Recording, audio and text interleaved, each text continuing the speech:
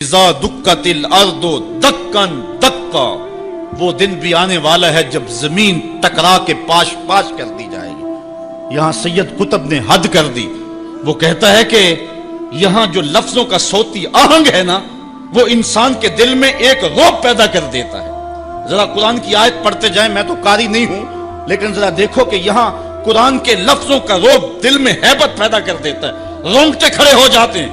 اللہ تعالیٰ یہ ساری کہانی بیان کر کے فرماتا ہے کہ وَتُحِبُّونَ الْمَالَ حُبًّا جَمًّا وَلَا تُحَاضُونَ عَلَىٰ طَعَامِ الْمِسْكِينِ وَتَأْكُلُونَ التُّرَاثَ أَكْلًا لَمًّا وَتُحِبُّونَ الْمَالَ حُبًّا جَمًّا۔ کلا کے اوپر جو رکھی گئی ہے مد، اس کا جو کھچاؤ ہے وہ دلوں کے اوپر، دلوں کی تاروں کو کھینچتا ہے۔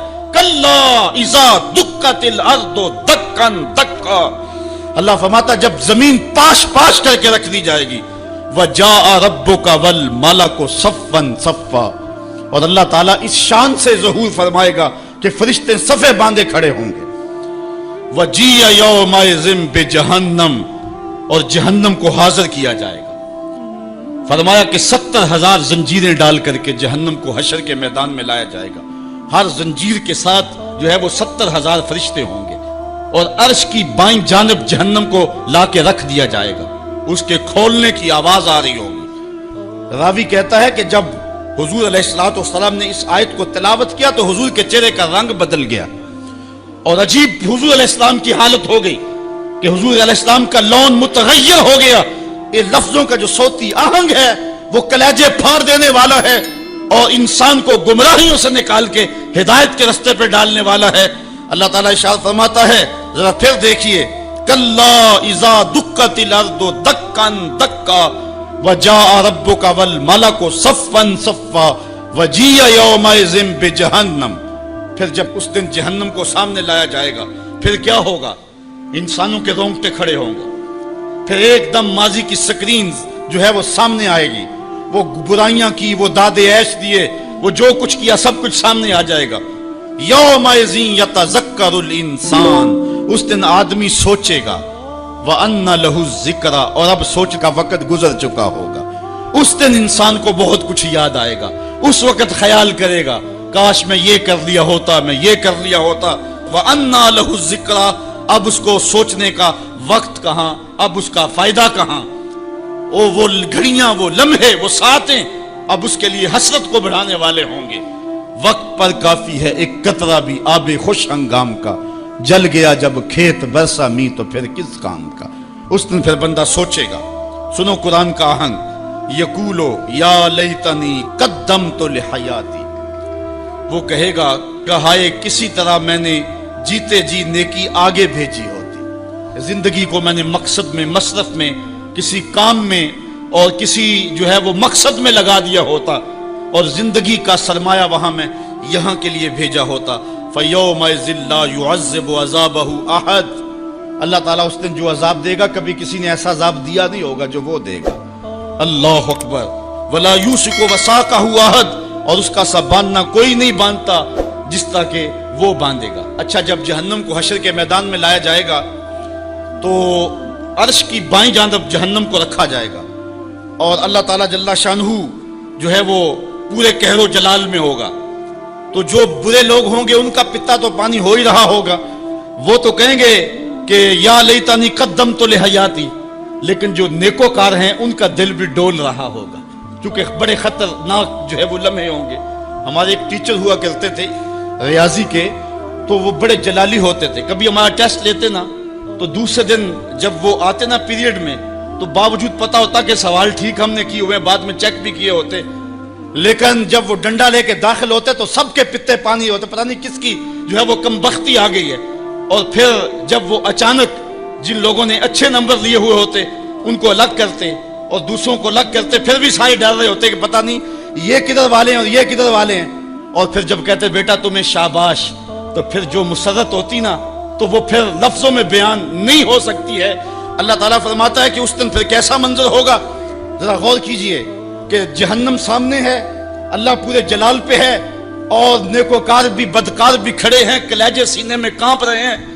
پھر اللہ تعالیٰ جو نیکوکاروں کو ان کو الگ کیا کر کے کہے گا، ایک نغمہ نہیں چھڑ جائے گا، یا ایتھا النفس المطمئنہ، اے مطمئن نفس، اے اطمینان والی جانو، ارجعی الی ربک، تم رب کی طرف آ جاؤ، تم اپنے رب کی طرف آ جاؤ، راضیۃ مرضیہ، اس حال میں تمہارا رب تم پہ راضی ہے اور تم اپنے رب پہ راضی ہو۔ یہاں مفسرین فرماتے ہیں کہ رب کا بندے پہ راضی ہونا یہ بھی بڑی بات ہے، لیکن بندے کا رب پہ راضی ہونا یہ بہت بہت بڑی بات ہے۔ بندہ تو راضی ہوتا ہی نہیں، بندہ تو دنیا پہ دیکھ لو راضی نہیں ہوتا، لیکن اس دن کیسا منظر ہوگا بندے کے راضی کا انداز فی ظلال القرآن میں دیکھیے۔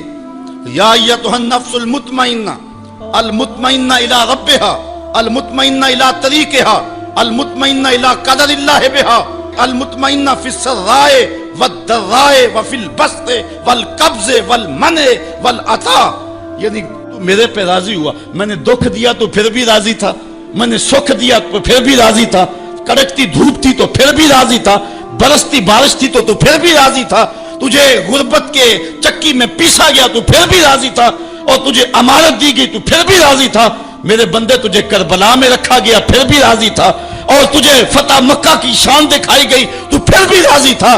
جب میرا بندہ میرے ہر کام پہ راضی ہوگا، اللہ اکبر، تو اللہ کہے گا میرے بندے آ جا ادھر، یا ایتھا النفس المطمئنہ ارجعی الی ربک، تو اپنے رب کی طرف آ جا۔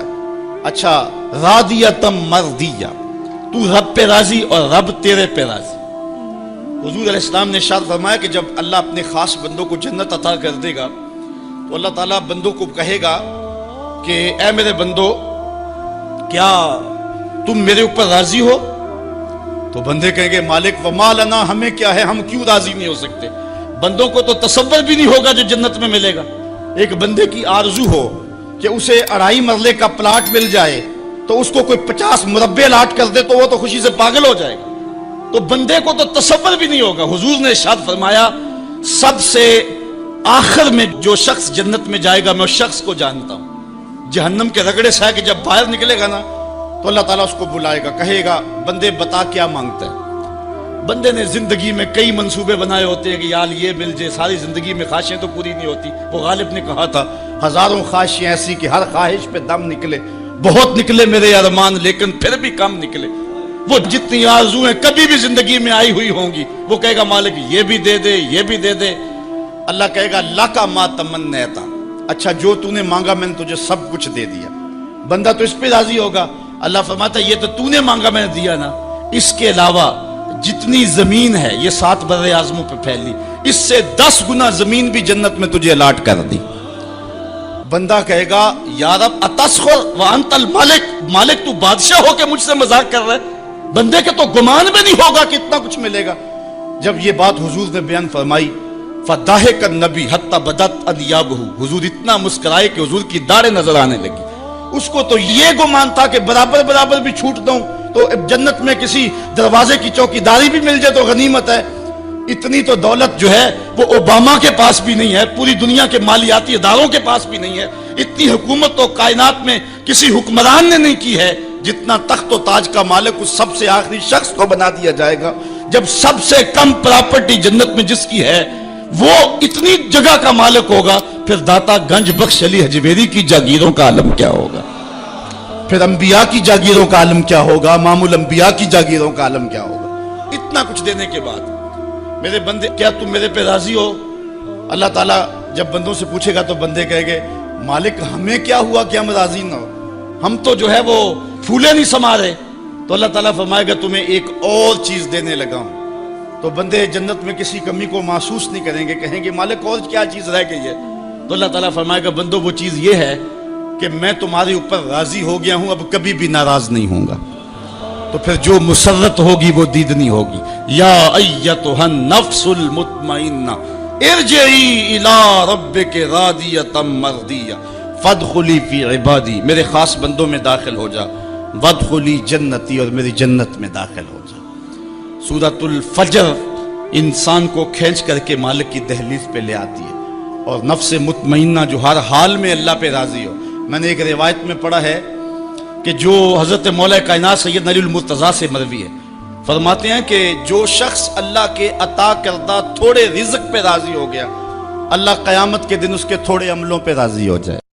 قیامت کا دن بڑا ہولناک دن ہوگا۔ اس دن جب بندے قبروں سے اٹھیں گے تو قبروں سے برہ نہ اٹھائے جائیں گے، قبروں سے جب اٹھائے جائیں گے تو وہ کفن ان سے اتار لیا جائے گا۔ یہ بات جب ام المومنین سیدہ عائشہ رضی اللہ تعالی عنہا نے سنی تو ان کا وجود تھر تھر کانپنے لگا اور عرض گزار ہوئی یا رسول اللہ پھر ہمیں ایک دوسرے سے حیا نہیں آئے گی؟ فرمایا عائشہ معاملہ اس سے بھی آگے ہے۔ مطلب کیا؟ اگر کسی کو ہوش رہا تو حیا آئے گی نا، ہوش اڑے ہوئے ہوں گے، ہول قیامت طاری ہوگا، بدن کانپ رہے ہوں گے، کلیجے لرز رہے ہوں گے، دل خوف سے پانی پانی ہو رہے ہوں گے، پتے پانی ہو جائیں گے۔ تو حشر کے میدان میں جب لوگ جائیں گے تو سب سے پہلا سوال جو رب لوگوں سے پوچھے گا وہ کیا ہوگا؟ صحیح حدیث میں آتا ہے اِنَّ أَوَّلَ مَا يُحَاسَبُ بِهِ الْعَبْدُ بِصَلَاتِهِ۔ قیامت کے دن بندوں سے اللہ تعالیٰ سب سے پہلا سوال یہ پوچھے گا کہ کیا تم نے نماز پڑھی تھی؟ سب سے پہلا سوال یوم حشر میں قیامت کے دن نماز کے بارے میں۔ اور اللہ تعالیٰ جل شانہ قیامت کے دن لوگوں کو اپنے حضور سجدہ ریز ہونے کا حکم دے گا کہ آج مجھے سجدہ کرو۔ دنیا پر کوئی سجدہ کرتا ہے یا نہیں کرتا؟ قیامت کے دن تو چاہے گا کہ ابھی سجدہ ریز ہو جاؤں، بلکہ کافر بھی چاہیں گے کہ ہم بھی سجدہ ریز ہو جائیں۔ جب اللہ کی طرف سے سجدے کا حکم ہوگا تو بتوں کو سجدہ کرنے والے بھی سوچیں گے کہ آج ہم رب کو سجدہ کریں کہ اس کے حکم کی تعمیل ہو جائے۔ لیکن سجدہ کرنا چاہیں گے تو بے نمازیوں کی کمر اکڑ جائے گی، وہ سجدہ کرنا چاہیں گے بھی لیکن سجدہ نہیں کر سکیں گے، اور پھر رب کے سامنے جو ذلت اٹھانا پڑے گی، جو رسوائی اٹھانا پڑے گی، اس کو لفظوں کا پیراہن نہیں دیا جا سکتا۔ اور پھر جو بے نمازی ہوں گے اللہ کے حضور سجدہ نہیں کر پائیں گے، اللہ تعالیٰ انہیں اس صف میں کھڑا کر دے گا جس صف میں فرعون کھڑا ہوگا، نمرود کھڑا ہوگا، حامان کھڑا ہوگا، قارون کھڑا ہوگا، ابی بن خلف کھڑا ہوگا۔ دشمنان خدا جس صف میں کھڑے ہوں گے بے نمازی کو اس صف میں کھڑا کر دیا جائے گا۔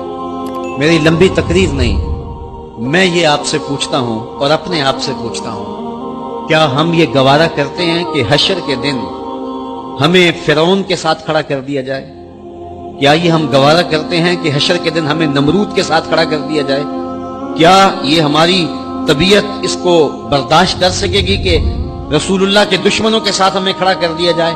اور کیا میری مائیں اور بہنیں اور بیٹیاں یہ گوارا کر سکتی ہیں کہ رسول اللہ کی راہوں میں کانٹے بچھانے والی ام جمیل کے ساتھ انہیں کھڑا کر دیا جائے؟ یقیناً ہم کبھی نہیں چاہیں گے، ہم یہ رسوائی کبھی برداشت نہیں کر سکتے۔ ان کے پاس کھڑا ہونا ہی قیامت ہے، ان کے ساتھ کھڑا ہونا ہی عذاب ہے، اور پھر ان کے اوپر لعنتیں بھی برس رہی ہوں گی، اور ان کے چہروں کے اوپر تارکو لک مل دی جائے گی، اور وہ رسوائیوں کے گڑے میں ہوں گے، تو ان کے ساتھ کھڑا ہونا تو بہت بڑا عذاب ہوگا۔ اور اگر کوئی تکلیف بدنی نہ بھی ہو تو ہم یہ گوارا نہیں کرتے کہ خدا کے دشمنوں کے ساتھ کھڑے ہوں۔ ہماری تو آرزو یہ ہے کہ بلال حبشی کے ساتھ کھڑے ہوں، ہماری تو تمنا یہ ہے کہ ابو ہریرہ کے ساتھ کھڑے ہوں، ہماری تو چاہت یہ ہے کہ رسول رحمت کے غلاموں کے ساتھ کھڑے ہوں، اور ہمیں نصیب ہو جائے حضور کے قدموں میں کھڑا ہونا، اہل بیت کے قدموں میں کھڑا ہونا، داتا گنج بخش علی حجویری کے پاس کھڑا ہونا نصیب ہو جائے، ہمیں بابا فرید کے پاس کھڑا ہونا نصیب ہو جائے، امام اعظم ابو حنیفہ کی قربت میں، حضرت امام حسین کی قربت میں کھڑا ہونا نصیب ہو جائے۔ ہم تو یہ چاہیں گے کہ اس زمرے میں آئیں۔ کل میں نے عرض کیا تھا 2 ہی برادری رہ جائے گی قیامت کے دن، باقی ساری برادریاں ٹوٹ جائیں گی، ساری عمارتیں ٹوٹ جائیں گی، صرف 2 برادریاں، ایک یہ برادری جس کا سردار ابو جہل ہوگا، ابو لہب ہوگا، اور ایک وہ برادری جس کے سردار محمد عربی ہوں گے۔ اب جو بے نماز ہوگا اس کو کدھر کھڑا کیا جائے گا؟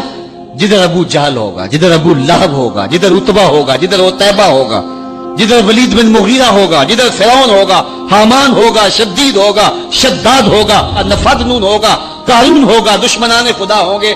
بے نمازی کو صف میں کھڑا کر دیا جائے۔ 6 گھنٹے کی تقریر نہیں کرتا، ان 2 لفظوں کو سمجھ لیں۔ کیا ہم گوارا کر سکتے ہیں کہ اس صف میں نہ کھڑے ہوں جس صف کی امامت رسول اللہ کر رہے ہوں، بلکہ اس صف میں کھڑے ہوں جہاں فرعون کھڑا ہو، نمرود کھڑا ہو، حامان اور قارون کھڑا ہو؟ تو یقیناً ہم تو اس تصور سے کانپ جائیں کہ ہم ادھر کھڑے ہوں گے۔ تو پھر آج دعا کی اس محفل کے اندر یہ عزم کر کے اٹھو کہ جان جائے تو جائے، نماز نہ جائے۔ یوم حشر ایک دن جو ہے 50,000 سال کا، 50 سال کا نہیں، 100 سال کا نہیں، 50,000 سال کا ایک دن، اور یہ ساری دنیا 60 سال کی۔ یہ ساری زندگی جو ہے وہ 50 سال کی، 60 سال کی، 70 سال کی، اس میں بھی پہلے 8-10 سال بچپن کی مدہوشیوں میں گزر گئے، کچھ بڑھاپے کے دھکوں میں گزر گئے، دن میں 8 گھنٹے سوئے تو زندگی کا تیسرا حصہ یہ گزر گیا، 45 سال زندگی ہے تو 15 سال یہ نکل گئے، 10 سال بچپن کے نکل گئے، 5 سال بڑھاپے کے دھکے نکل گئے۔ روز ایک دن میں کتنی مرتبہ واش روم میں جانا پڑتا، آدھا گھنٹہ بھی لگا رہے ہیں روز کا، تو روز کا یہ بھی نکالو، کتنی زندگی بچتی ہے۔ میرے ایک دوست نے اندازہ لگایا 13 سال بچتی ہے، 13 سال کے لیے، 15 سال کے لیے، 14 سال کے لیے اپنے رب کو ناراض کیا ہوا ہے۔ یا ایھا الانسان ما غرک بربک الکریم، آواز آئی ہے انسان اپنے کریم رب کو چھوڑ دیا تم نے، 70 ماؤں سے زیادہ پیار کرنے والا۔ حضرت اسرافیل علیہ السلام سور پھونکیں گے تو جس طرح لوگ آغوش موت میں گئے ہوں گے تو قبروں سے اٹھ کے وہ میدان حشر کی جانب بھاگنے لگیں گے۔ یہ بڑا ہولناک منظر ہوگا جب لوگ قبروں سے اٹھائے جائیں گے تو ان کے بدن پہ لباس نہیں ہوگا، برہنہ اٹھائے جائیں گے، ہوش اڑے ہوئے ہوں گے، زمین تانبے کی ہوگی اور سورج کا رخ سیدھا ہو جائے گا، سورج بالکل قریب آ جائے گا۔ زمین میں قوت جاذبہ ہے جو جذب کرتی ہے حرارت کو، حدت کو، گرمی کو، لیکن جب تانبے کی ہو جائے گی تو پھر اس کے اندر قوت جاذبہ نہیں ہوگی بلکہ یہ گرمی اگلے گی، تو سورج بہت زیادہ قریب ہوگا، زمین تانبے کی ہوگی اور لوگ اپنے اعمال کے مطابق پسینے میں شرابور ہوں گے، کوئی گھٹنوں تک، کوئی ٹخنوں تک، کوئی کمر تک، کسی کو پسینے کی لگام دی گئی ہوگی اور وہ پسینہ اتنا گرم ہوگا کہ اگر اس کا ایک قطرہ پہاڑ پہ ڈال دیا جائے تو پہاڑ پگھل جائے، اور بدبودار اتنا کہ ابن رجب حنبلی لکھتے ہیں کہ اگر اس کا ایک قطرہ اب دنیا پہ ڈال دیا جائے، انسان تو انسان رہے، چوپایوں کے دماغ بھی بدبو سے پھٹ جائیں۔ اس پسینے میں اپنے اپنے عمل کے مطابق لوگ پھنسے ہوئے ہوں گے، اللہ تعالیٰ جل شانہ کے حضور پیشی ہوگی، اعمال کی جواب دہی کا خوف ہوگا، جو زندگی کے اندر برائیاں کی ان کی جواب دہی کا احساس ہوگا۔ آج بے خوف ہیں، آج پرواہ نہیں ہے، آج باتوں میں بات اڑا دیتے ہیں، آج کوئی تنظیر کرنے والا ہو، خوف خدا کی بات کرنے والا ہو، اس کا بھی مذاق اڑا دیتے ہیں، لیکن یہ سب کچھ قیامت کے دن نہیں ہوگا، بوجھ ہوگا جس کو انسان محسوس کرے گا۔ پھر اللہ تعالیٰ جل شانہ کے سامنے پیشی ہوگی۔ پہلے تو مخلوق خدا کو سمجھ نہیں آ رہی ہوگی کہ جائیں تو کدھر جائیں، خیر کہانی لمبی ہے۔ پھر جب رب کے حضور پیشی ہوگی تو بندوں سے اللہ تعالیٰ جو سب سے پہلا سوال کرے گا قیامت کے دن وہ نماز کے بارے میں ہوگا۔ حشر کے دن سب سے پہلا فیصلہ جو ہوگا وہ قتل کے بارے میں ہوگا، اور سب سے پہلا سوال جو ہوگا وہ نماز کے بارے میں ہوگا۔ دوسرے لفظوں میں آپ یوں کہہ سکتے ہیں کہ حقوق العباد میں سب سے پہلا سوال قتل کا ہوگا اور حقوق اللہ میں سب سے پہلا سوال نماز کا ہوگا۔ قبرستانوں میں جب کوئی باقی جگہ نہ بچی تو لوگوں نے اپنے گھروں کے صحنوں میں قبریں کھودی۔ مجھے ام فاطمہ کی چیخیں آج تک یاد ہیں، جس کا سارا گھر اس کے سامنے لٹ گیا، جس کی آبرو پہ بھی حملے ہوئے۔ فلسطین کے اندر ابھی کل کی کہانی ہے کہ 100 بچوں کو ٹینکوں تلے رون دیا گیا۔ میں نے کعبۃ اللہ کی غربی دیوار کے ساتھ کچھ عورتوں کو لپٹ کے روتے ہوئے دیکھا۔ جب غور کیا تو وہ فلسطین کی خواتین تھی، اپنے رب کو اپنے دکھوں کی کہانی سنانے آئی تھی۔ ہمارے ساتھ بڑا کچھ ہوا، ہم نے بڑے دکھ سہے، ہمارے اوپر بڑے کچوکے لگے، ہم زخموں سے چور تھے، ہمارے کلیجے چیرے گئے. گوانٹا ناموبے کے جیل خانوں کے اندر 6x4 کے پنجروں میں ہمیں سردیوں میں برہنہ رکھا گیا. ہمارے ساتھ جبر کی داستانیں رقم کی گئی. ظلم کا کون سا طریقہ تھا جو آزمایا نہ گیا؟ بدر کی داستان اور شاب ابی طالب کی گھاٹیاں، طائف کے بازار، مکے کی گلیاں، اور پھر وہاں سے یہ قافلہ سخت جہاں کربلا کے تپتے ہوئے ریگزار میں کھڑا ہوا نظر آتا ہے. ہم نے گردنیں کٹائیں. ہم نے اس راستے کے اندر اپنے بچوں کو اپنے ہاتھوں پہ لے کے ظالم کے سامنے کھڑے ہو کر کے کہا کہ تم ہمارے جذبہ شہادت کو کیسے مان کر سکتے ہو؟ جو چل کے آ سکتے تھے وہ پاؤں کے بل بوتے پہ آ گئے، اور جو چل نہیں سکتے تھے ظالموں تیر آزماؤ، انہیں ہم گود میں اٹھا کے لے آئے ہیں. ہماری تاریخ بڑی تابناک ہے، ہماری تاریخ بڑی روشن ہے، ہماری تاریخ بڑی دلاویز ہے. ہم ہنس کے جان دینا جانتے ہیں.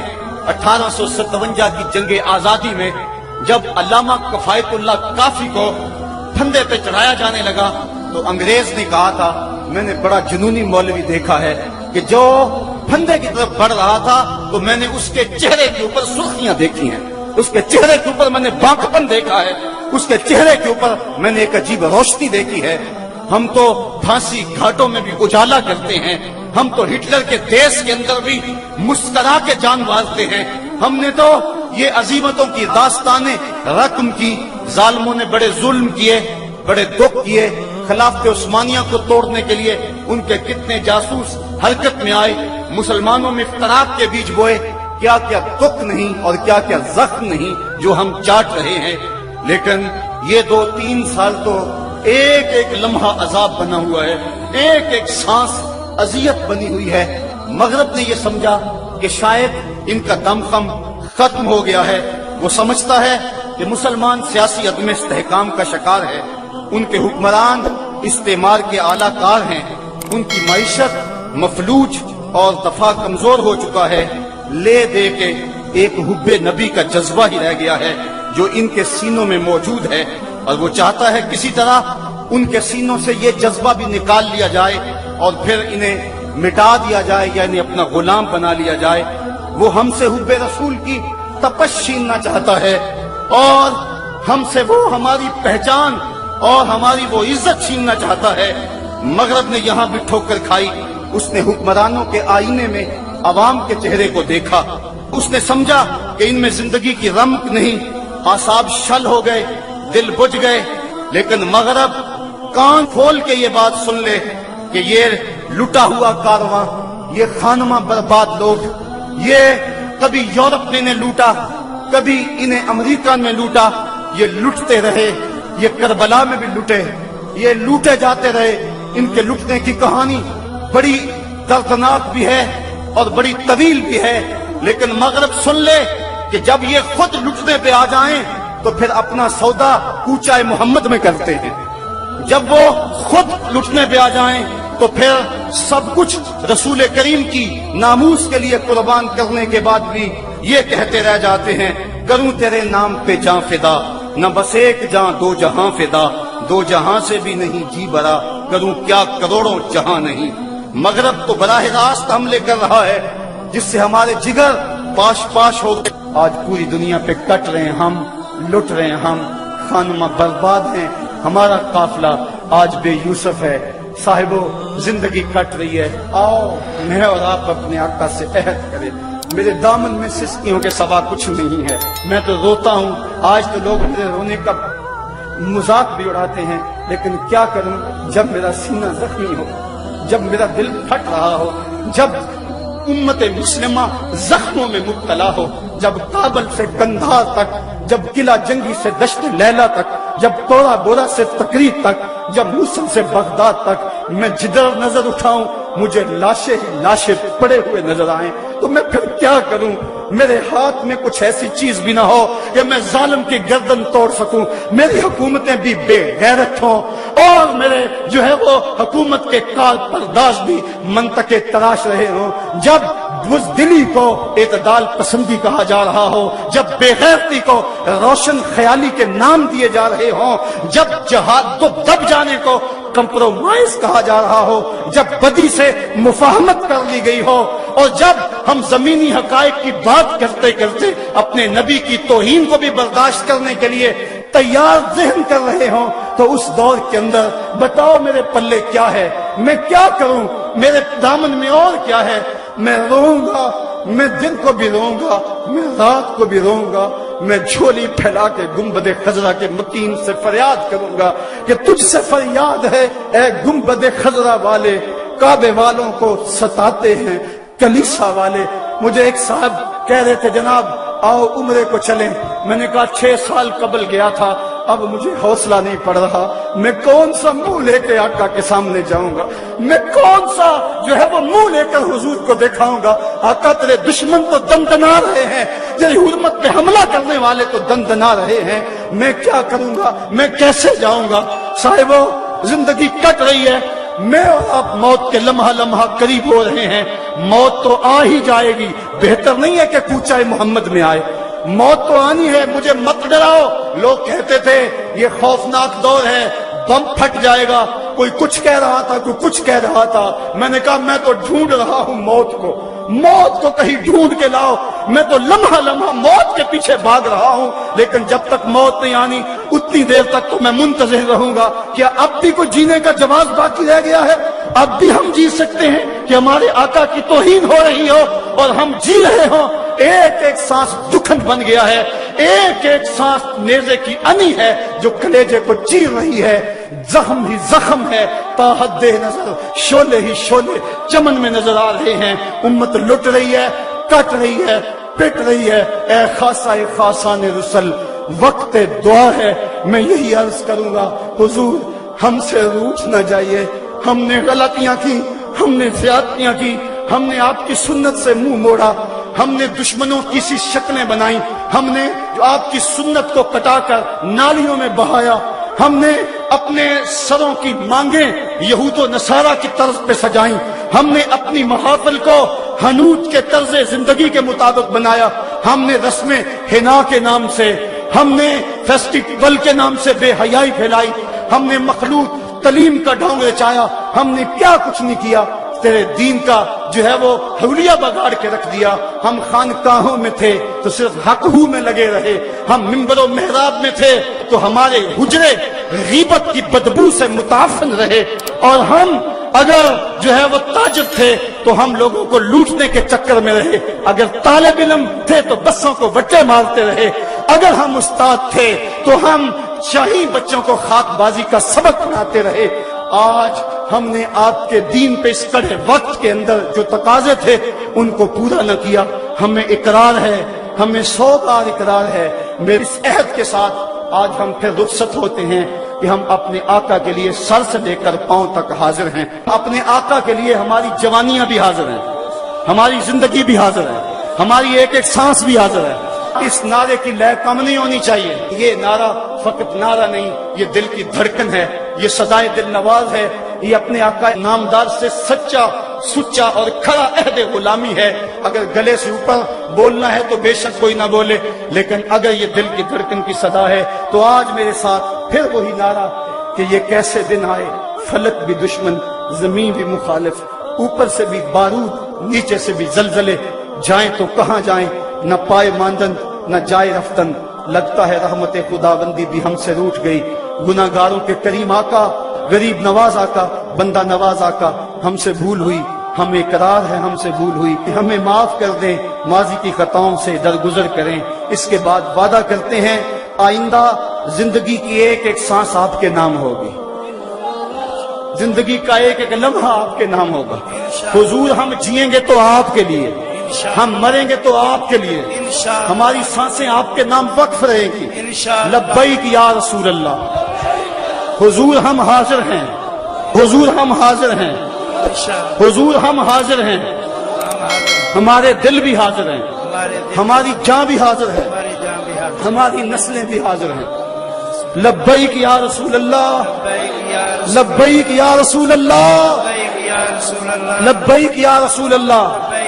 ہم مغرب کے کلچر کا بائیکاٹ کرتے ہیں، آج کے بعد داڑھی نہیں مڈوائیں گے، آج کے بعد مغربی لباس نہیں پہنیں گے، رسم حنا کا بائیکاٹ کریں گے، مغربی تہذیب و تمدن کا بائیکاٹ کریں گے، مغربی مصنوعات کا بائیکاٹ کریں گے۔ آقا جیئیں گے تو تیرے لیے، مریں گے تو تیرے لیے۔ یہ قافلہ اب یہاں سے نکلے تو لبیک یا رسول اللہ کے نعرے لگاتا ہوا نکلے۔ اللہ آپ کو سلامت رکھے، پورے زور سے لبیک یا رسول اللہ، لبیک یا رسول اللہ، لبیک یا رسول اللہ۔ پڑے عالم فاضل ہوں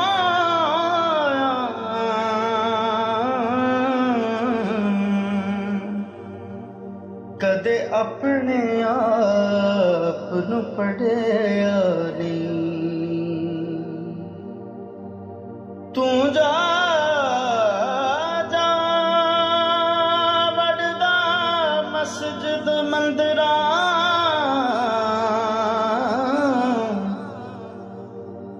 تو جا جا وڑدا مسجد مندراں